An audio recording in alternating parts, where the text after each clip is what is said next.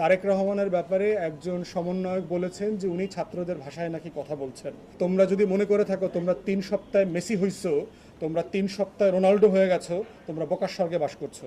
প্রশ্ন হচ্ছে, দেশের সবচেয়ে গুরুত্বপূর্ণ রাজনৈতিক দলের সবচেয়ে সিনিয়র নেতার ব্যাপারে কথা বলার ক্ষেত্রে সবাইকে খুব সতর্ক হতে হবে।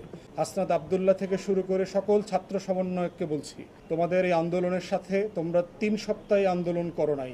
এই আন্দোলন বাংলাদেশের গণতন্ত্রকামী মানুষ গত 17 বছর থেকে করেছে। মেসি হঠাৎ করে গোল দিলে গোল হয় না, 11 জন খেলে মেসি বানাইতে হয়।